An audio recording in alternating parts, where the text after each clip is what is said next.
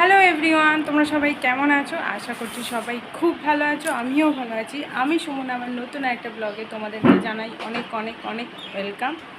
স্নান টান করে রেডি হয়ে নিয়েছে, যাচ্ছি এক জায়গায়। একটা নেমন্তন্ন বাড়ি আছে, ওখানে যাচ্ছি। চলো তোমাদেরকে দেখাবো কোথায় যাচ্ছি না যাচ্ছি। আর এই যে এদিকে এটাও রেডি আর ও রেডি। তুমি এখনও রেডি হওনি। তো চলো যাই, বেরোই। এখন বাজে হচ্ছে 12:10 বেজে গেছে।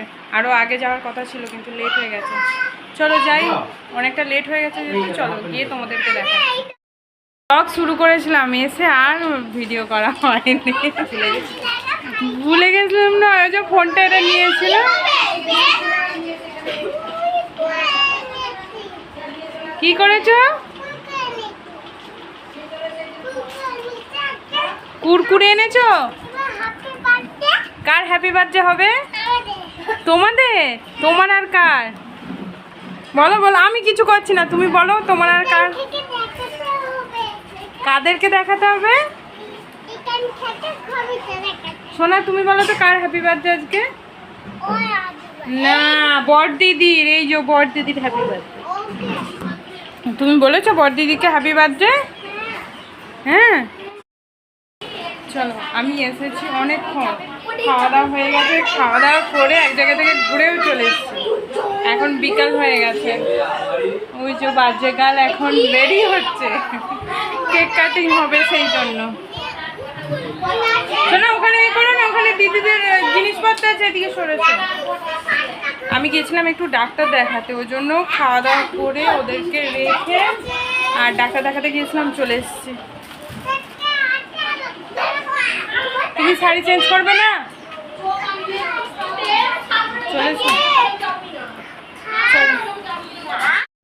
তোমাদেরকে তো দেখিয়েছিলাম, দেখাইনি টাইমটা। বলেছিলাম যে 12টার সময় বেরোচ্ছি। তো বেরোতে বেরোতে ওদের বাড়িতে পৌঁছাতে 12:20-25 হয়ে গিয়েছিলো। তারপর গিয়ে আমাদের ডাক্তার দেখানোর কথা ছিল, যেটা ছিল আমার মানে ননদের বাড়ি ওইদিকে দেউলপাড়ার দিকে।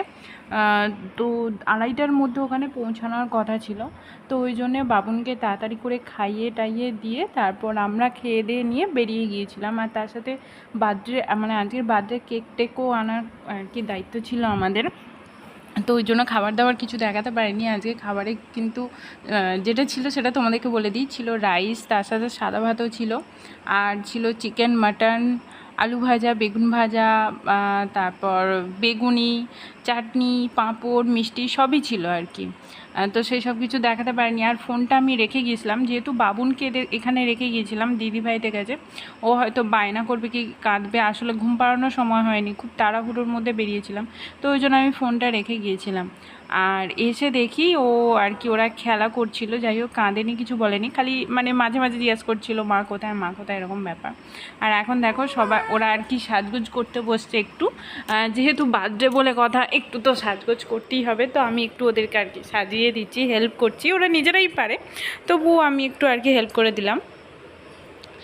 আর এইদিকে দেখো লাস্টে মানে আমরা সবাই মোটামুটি রেডি। আমি তো আর চেঞ্জ করিনি, যেটা পরেছিলাম ওটাই, একটু খালি যা লিপস্টিক লাগিয়ে দিলাম, মুখ টুক ধুয়ে একটু ফ্রেশ হয়ে নিলাম। এই যে মানে যে শাড়িটা পরেছিলাম ওই শাড়িটাই আর কি পরে আছে, আর চেঞ্জ করিনি। আর প্রচণ্ড গরম ছিল।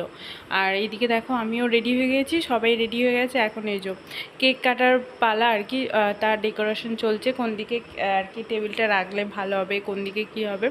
তো প্রথমে ওই দিকে রাখার কথা হয়েছিল, তারপরে বললাম মানে সবাই মিলে বলা হলো যে ওইদিকে বেলুনগুলো ঠিকঠাক করে মানে বেলুনগুলো ঠিকঠাক আর কি লাগানো যাচ্ছে না, যার জন্য ওই দিকের একটা জায়গায় তোমাদেরকে দেখাচ্ছি যেখানে বেলুনগুলো লাগানো হয়েছে। আর ওই দিকে আর কি কেকের টেবিলটা সেট করা হচ্ছে। আর এই যে এটা ছিল চকলেট কেক, যেটা আমরা এনেছিলাম, কারণ বেশিরভাগ সবাই চকলেট কেকটা পছন্দ করে। আর আমার মেয়েরা স্পেশালি বলেছিল যে চকলেট কেক আনবে, আর যার বার্থডে সেও বলেছিল যে না ঠিক আছে চকলেট কেক কি আনবে।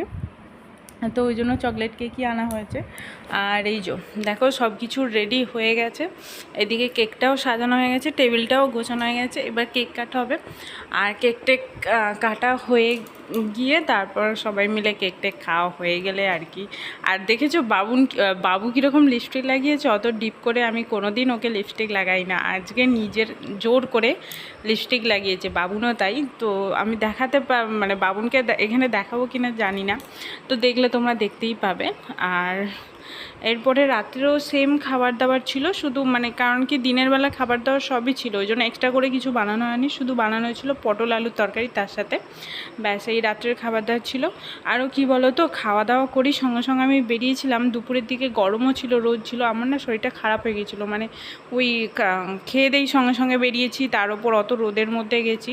তো এই কেক টেক কাটা হয়ে যাওয়ার পর খাওয়া দাওয়া মানে কেক খাওয়ার পরে না যেন শরীরটা কীরকম হচ্ছিলো, গা বমি টাইপের হচ্ছিলো, মানে গ্যাস হয়ে গেলে যেমন হয়, মাথা ধরেছিল। তো আমি ওই জন্য শুয়ে পড়েছিলাম, আর সেরকম খাওয়া দাওয়াও কিছু করিনি।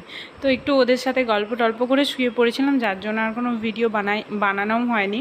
আর ওইটা যেটা জ্বলছে না, ওটা মানে ঠিকঠাক হলো না, বেশ ফুলের মতন কি সুন্দর খুলে যায়, মানে প্রত্যেকটা পাপড়িতে একটা মানে জ্বলতে থাকে, কিন্তু এটা যেন কীরকম ঠিকঠাক হলো না।